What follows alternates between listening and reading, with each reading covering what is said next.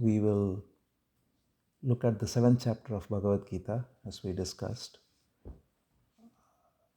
So the first 6 chapters of Bhagavad Gita speaks about two ways, Karma Yoga and Jnana Yoga.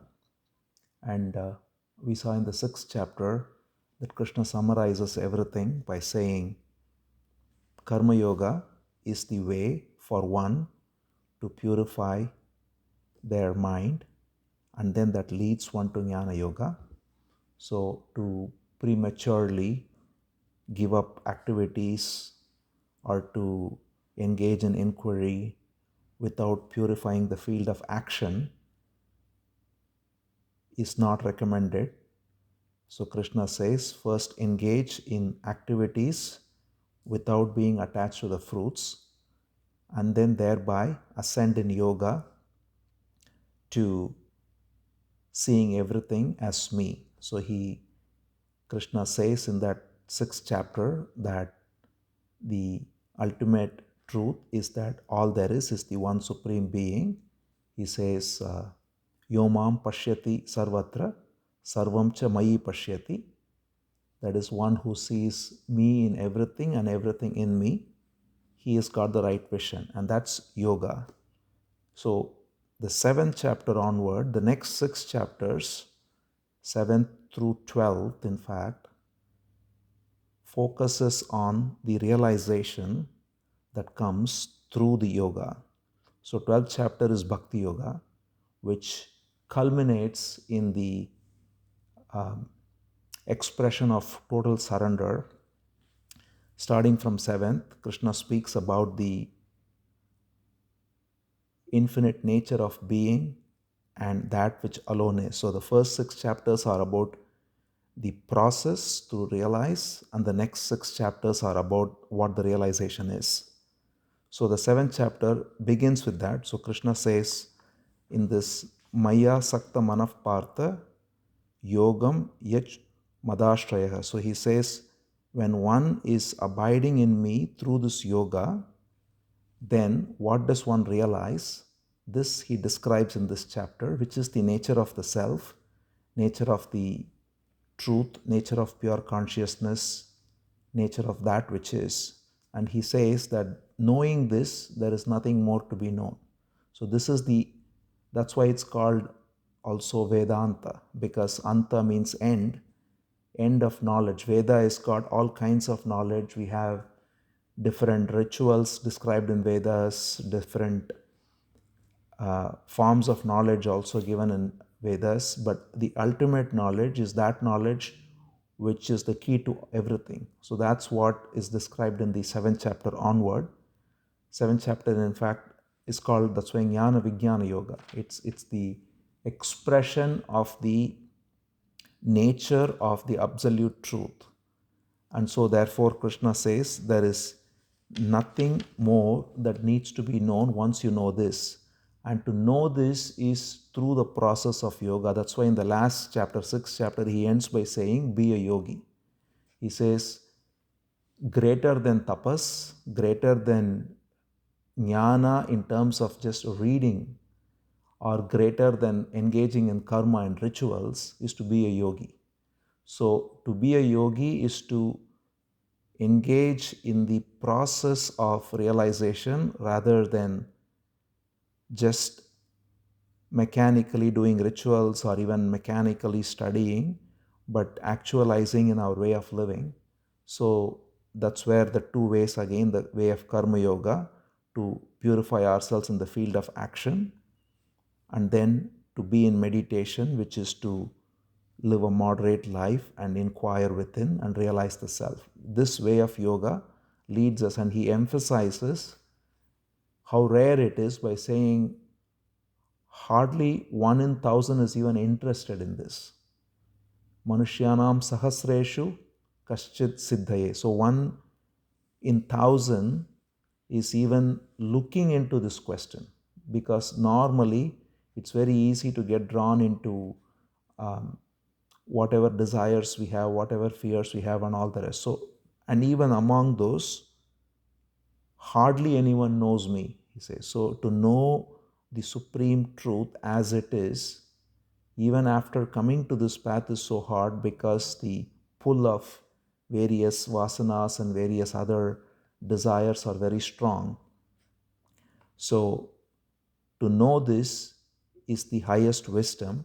So the reason it is being stated is because this is the most, in many other places he even uses the word confidential knowledge, right? It is a very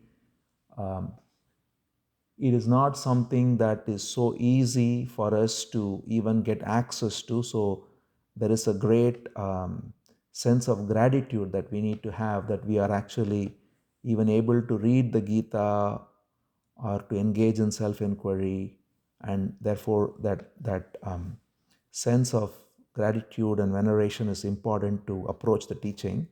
So then he describes what is the nature of this truth. So he says there is two aspects, and interestingly it comes in Bhagavatam, the same thing in Kapila's teachings of Purusha and Prakriti. So that's essentially another way of saying Brahman and Maya. It's essentially the same. Prakriti he first describes as made of 8 things, the 5 elements: earth, water, fire, air, and space, and then mind, intellect, and ego, mana, buddhi, ahankara. In different places, it's enumerated differently. In Bhagavatam, we have 24 categories because the tanmatras and the karmendriyas, they are all included. So it can be, depending on how we enumerate it, it can be 24, but 8 is given in many places. Even in Upadesha Saram, it's the word 8 is used. I don't remember the verse. Ashtamurtibir, yeah. So Deva Pujanam. So there are 8 aspects of this Prakriti. And then Krishna says that beyond this is Purusha. Purusha is the pure self, that is the animating consciousness that makes these 8 or 24, essentially all of Prakriti, all of nature is animated by this consciousness, by this pure consciousness, which is the pure self. And therefore, he says that pure consciousness is my real nature. When Krishna speaks, he says the supreme self, that is pure consciousness, that is the nature of Brahman, nature of truth, and that is what we call Bhagavan. And so that is what Krishna says is my true being, and from that everything comes. So he says in a very nice verse, Mattah parataram na anyat kinchit asti dhananjaya. He says, other than me, there is nothing. So it's such a beautiful way Krishna makes it clear. In many ways, in Bhagavatam, the same thing comes here in multiple ways. There is a famous quote of Ramana Maharshi, I think, where someone asked him, how should we treat others? And he said, there are no others. So that is the essence of what real realization is. And that's what Krishna says, there is nothing other than me. If you know this, you're done. So in Bhagavatam, in the Chatushloki Bhagavatam, the same message, Krishna says, all there is, everything came from me, everything is in me, everything ends in me. Everything here is me. If you know this, so that's why this realization is the realization that comes through self-inquiry, is the realization that is led up to through karma yoga. So just to the way in which this frees us is beyond words. When we recognize that everything is Krishna or everything is the Supreme Being, whatever name we call it, then it removes comparison, it removes judgment, it removes anxiety, it removes desire, it removes, you are just part of the expression of the divine every moment. And that is always perfect because it is his play. So that's why Krishna says, Mayi sarvamidam proktam sutre manigana iva. Just as all the money, the pearls are strung together in one thread. Everything is strung together in me.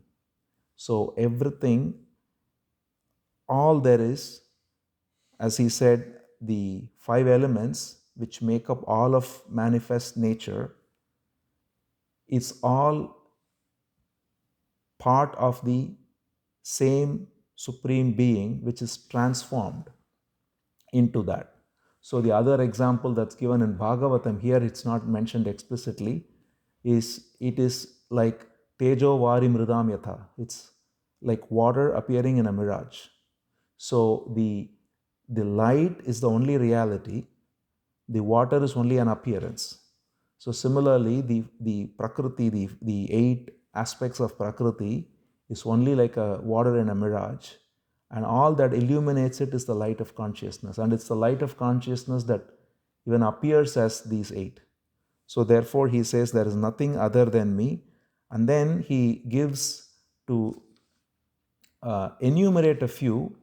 He says anything you take, if you take the taste in water, he says raso apsu kaunteya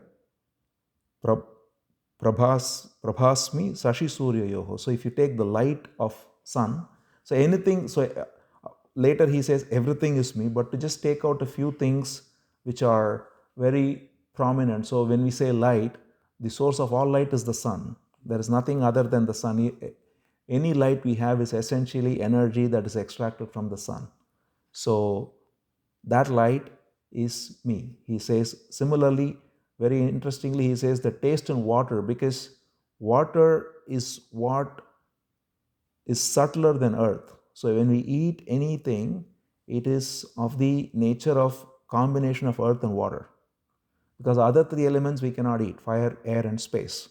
So the only things that become food are earth and water. And of the two, water is subtle, and therefore from water comes earth. The way in which the elements come, it's always from the subtle to the gross. So from space comes air, from air comes fire, from fire water, water earth.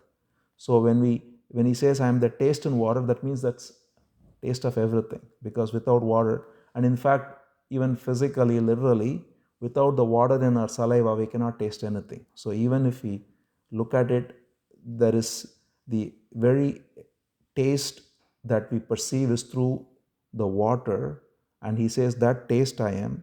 And similarly he says, in fact he says sound again. If you look at the element of space, he says the sound Om, that I am. So everything that is the most prominent in each element is me. And after enumerating a few, he finally says that you don't have to go through everything, because all that comes from Sattvika, Rajasa, Tamasa, there is only three gunas, as we know. And he says all the three gunas, and whatever comes out of these three gunas, know that everything has come from me.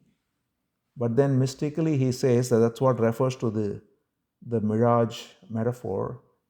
But he says in reality though, I'm not in any of them and they're not in me. But they seem to be. So everything that is there, all these five elements of the outer five elements, and then mind, intellect, and ego, and the combination of that, and all that comes about, everything is coming from the light of consciousness, and yet they do not actually exist separate from consciousness.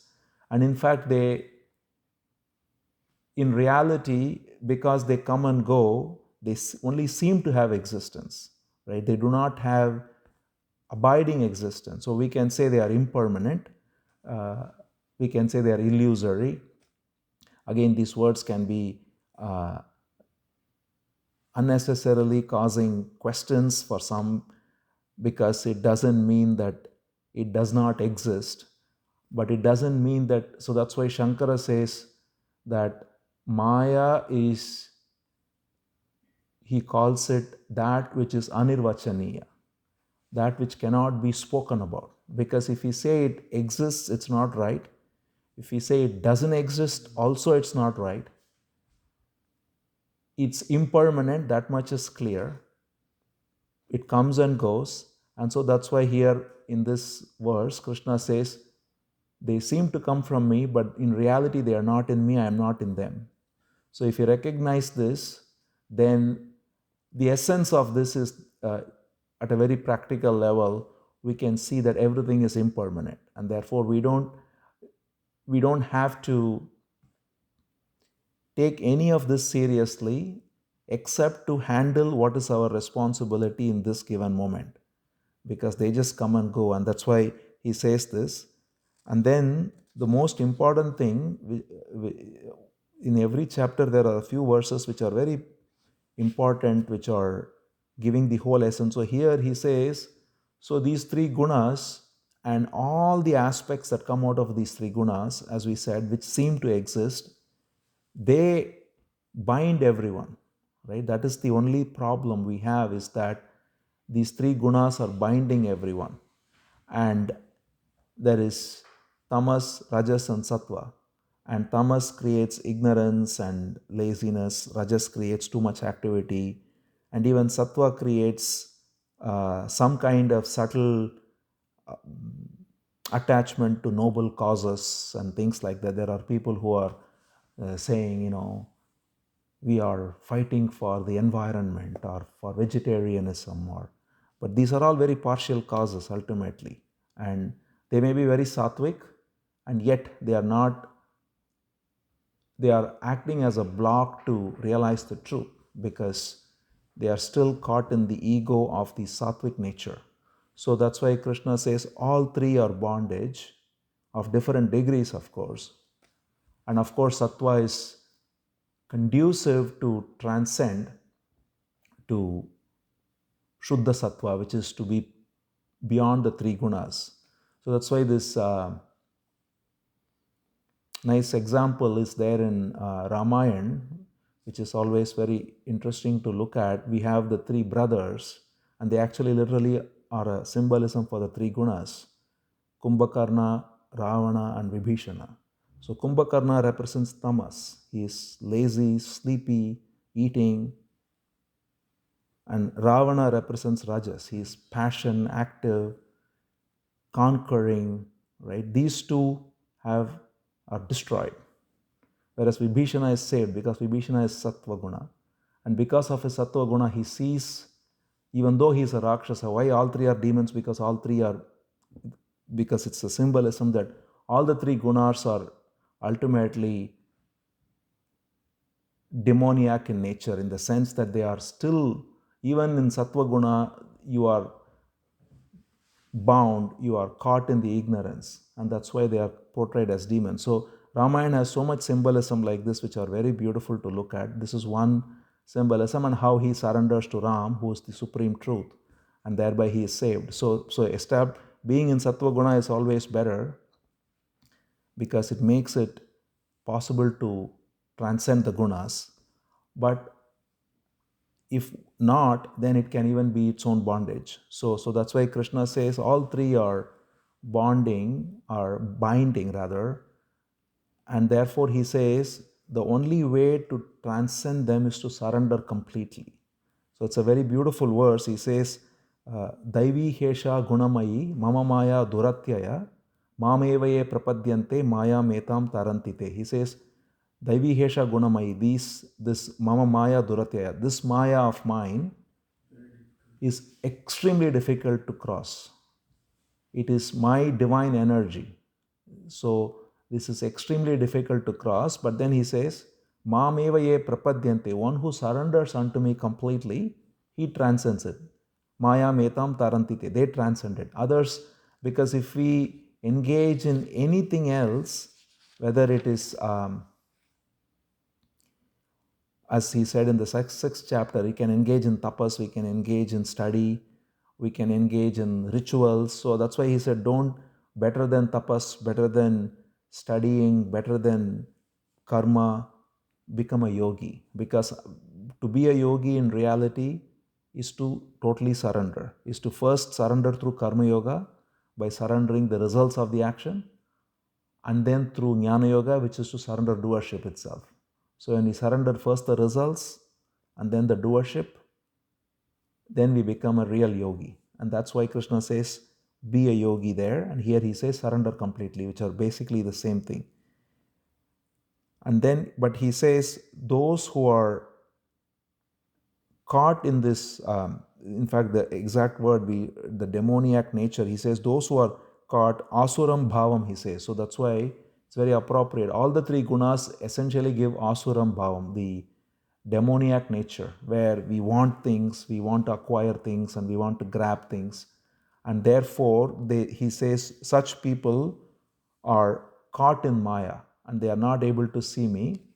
But then he says, four types of people come to me. This is also a famous verse that many quote, Chaturvida bhajante mam. So one who is desiring things, he comes. Yeah, artharti. Then arti, there is artha is desire, arti is one who's got suffering. So that's why we have the other nice verse to read. Artha vishana shitilascha bita goreshu cha vyadishu vartamana sankirti narayana sabdamatram vimutta dukkha sukhino bhav. So that same meaning there. The suffering, one who's got suffering, he comes to this too. He comes to me, Krishna says. Then Jignasu, one who is curious. And then Jnani, the true Jnani Bhakta. And there, Krishna says very clearly, the word Jnani, to be understood very clearly, is not one who studies scriptures, but who is a Jnana Bhakta. So he says, in fact, very clearly, Tesham Jnani Nitya Yukta Eka Bhaktir Vishishyate. So these two things to be recognized here is that one is dry jnana is not the way, because that doesn't give us, in fact, it can puff up the ego. On the other hand, bhakti without jnana is also not complete. So this recognition that true jnana and true bhakti are same, they are two sides of the same coin, is the ultimate realization. And that's why Krishna says, such a person is dear to me and I am dear to him. Because if we are caught in any discrimination between jnana and bhakti, we are in illusion. And this is seen in many places. People who put jnana higher than bhakti or people who put bhakti higher than jnana. Both are seen. And in reality, both are the same. That's why Ramana Maharishi would always say that self-inquiry and surrender are one and the same. He didn't even say they are, some places he would say they are two ways, but then there are many other places he would say they are one and the same. Because they are literally one and the same, in that without inquiry we cannot surrender, and without surrender our inquiry will not fructify. So we have to have both. We have to recognize that I am not the doer is both wisdom and devotion. It cannot be an article of faith that I am not the doer, that will not be enough. But at the same time, it cannot be simply theoretical knowledge either. So it has to be a living realization that everything happens through the will of the one supreme being. And when we recognize this, that's jnana and bhakti. And that's why he says here, in fact, to very specific, this is again another beautiful verse in the 7th chapter, to make it very clear who's a jnani. Krishna says, Bahunam Janmanamante Jnanavan Mam Prapadyate Vasudeva Sarvamiti Sa Mahatmasu Durlabha. Again, it's a very often quoted verse. So he says, who is a jnani? One, after many janmas, many births, surrenders to me. Bahunam Janmanamante Jnanavan Mam Prapadyate. And how does he surrender? What is the realization? He says, Vasudeva Sarvamiti. He says, Vasudeva is everything. And to recognize that Vasudeva is everything, that is a jnani. So this jnani is not someone who may have studied a single line of Upanishads. It's not wrong to study, but it's not necessary even. There are many who make it sound as if you have to go through a whole program of all reading all the bhashyas in order to understand. That is not necessary. At the same time, the other way around is also not true, that somehow if you read them, you will be only an intellectual. It is all a question of how we approach it. We can read the bhashyas, we can read any scripture, But as long as we have, so we say most clearly Ramana Maharishi is Sannyani. And we know he did not read a single line of scriptures before he came to Tiruvannamalai. Right? Same is true with many great beings actually. At the same time, there are, of course, we have Shankaracharya who wrote bhashyas for all the scriptures, and he is the greatest jnani. So the point is, uh, again, it can be in any way. It doesn't. It is not that if the attitude of saying that it has to be this way is coming from the ego, because it can be coming from someone who's totally illiterate or someone who's extremely well educated. There is sometimes the tendency of the ego is to somehow look down upon either way. There is people who say that, oh, these people are just dry because they are reading books. That's not necessary. One can be reading books and still have a very tender heart. The other way around, you can say, oh, these people don't know any Upanishads. That's not necessary either. The point is, this is what is necessary. What Krishna says, that Vasudeva Sarvamiti. So if you recognize that Krishna is everything, Bhagavan is everything, then such a being is a jnani. It doesn't matter how one arrives there, what is the process in which one arrives. It can happen instantly. There are so many different ways. That's one important thing for us to always also recognize, is that there is no template for a jnani, right? So we everywhere we see that we look at one, that is another act. We have to be very aware of these things, because the attitude of the mind is to create a template and then idealize it, or look up to that and then judge everyone whether he is like that.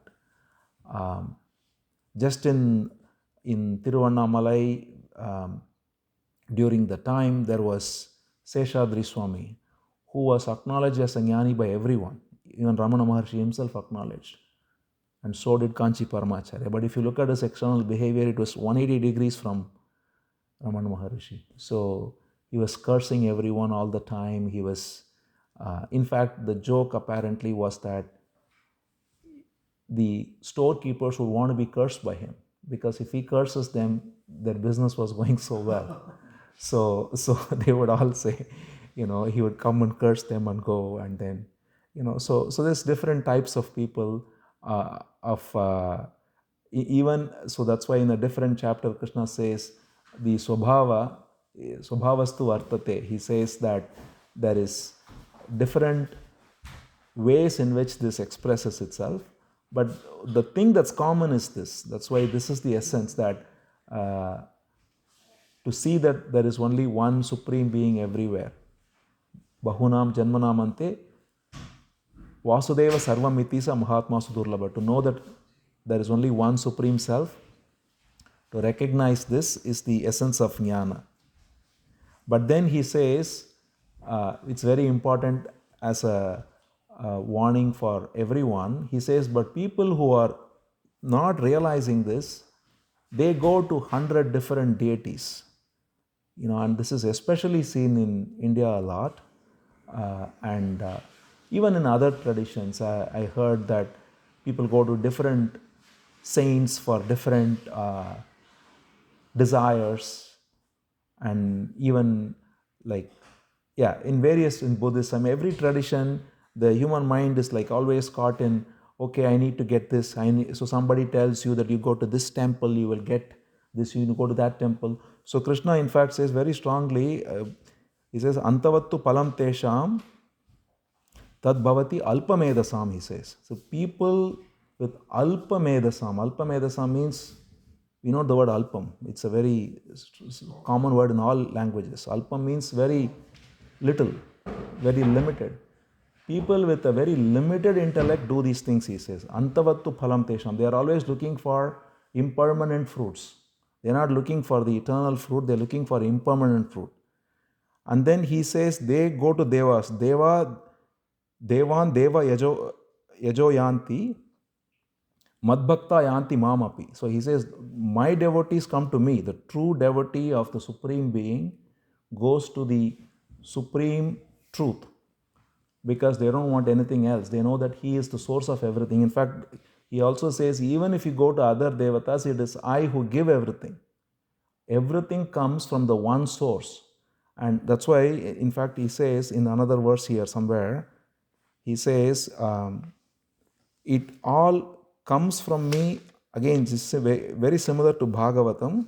He says,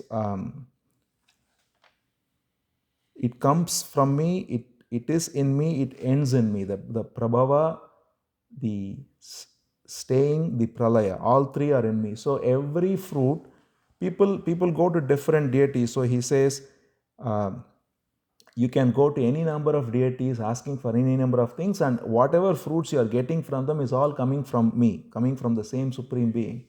And yet you are getting only limited. It's like the other example I think someone gave of going to a big ocean with a small cup, and then you just get a cup of water and come. But you take a big bucket, you get a big bucket of water. But then what's the best way to go to a ocean? Someone, I think this question was asked to Ramana Maharishi once. He said, you go as a salt doll. So you become the ocean. You just merge. So I think this was with Morris Friedman. When Morris Friedman went to Ramana Maharishi, this comes in Maharishi's Gospel. So he said, how to go to the ocean, go as a salt doll, because then you merge. Otherwise, no matter how big a bucket you carry, it's still limited. You're not going to get the whole ocean. So to be the ocean is to dissolve in the ocean, right? To lose your ego. So that's why Krishna says, you only people with alpameda, very limited intellect, they are praying for these kinds of things, these little fruits. I want this, I want that, and then they will do many things. We notice. So it's important to. It is very common in society, and it is what it is.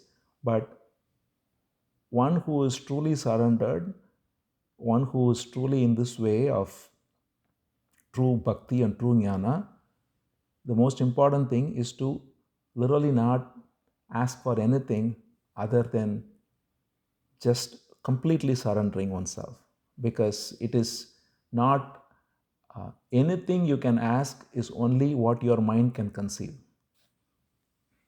So, and it's limited by definition because the mind only functions out of memory, and memory is coming from knowledge, and our knowledge and our memory is always limited. So even if I ask for so-called liberation, it is still limited, because what do I know about liberation? We only know what we have read about. But if we simply say that you can do whatever you want, because everything is there, is happening by His will, then there is nobody even seeking liberation. That is the whole point of the inquiry, who am I? Right? And that's what Bhagavatam says too, is that the I who wants liberation is false. So if we take out the I through recognizing the falsity of the I, what remains is liberation. So the I and liberation can never be together. So either I is there or liberation is there. So when you recognize the I as false, what remains is already that which is Vasudevam Sarvamiti. Everything is Him. So that's the essence of this chapter. And then he describes the nature of such a being, one who is established in this. He is free of all dualities, of course. He is free of desire or fear. He is free of any kind of moha, any kind of delusion. Normally we talk of Shad Ripus, 6 inner enemies, they say. Kama, Krodha, Lobha, Mada, Moha, Matsarya. So he refers to Moha, but all 6 are applicable. So desire, anger, greed, delusion, envy, and Mada, Moha, pride, Mada. So all 6 or only as long as the false I is there. So you are free of all of them when you do this. And then when you know this to be the truth, Krishna says, you surrender fully in me. You are completely recognizing that all there is me. And then such a being who knows that I am all, so Sadi Bhuta, Sadi Daiva, Sadi Yajna. So all living entities are the Supreme Being. All natural elements are the same Supreme Being. All sacrifices, Yajna, are the Supreme Being. So in other words, everything there is Him. When we recognize that there is no I, there is only He, then that is the end of it. And that's what this chapter, and in fact, the next few chapters in different ways, as we know, in this section is the Virat Rupa, the Vishwarupa Darshanam, and the Vibhuti, all the great aspects of, we saw a little bit of Vibhutis here itself, where he says, I am the taste and water, I am the light in the sun, but the Vibhutis are given in extensive ways later, where he discusses all the various Vibhutis, the glories. But the essence of all of these set of chapters, starting with 7th through 12th, is to bring home the simple truth of surrender. Just that Bhagavan alone is, that one verse is enough. Bahunam janmanam ante jnanavan mam prapadyate Vasudeva Sarvamiti. Everything here is Vasudeva. When we recognize that everything is Bhagavan, everything is Him, then that being is established in truth. And that is the essence of this chapter, but also that's the essence of whole Gita as well, which is given in this chapter.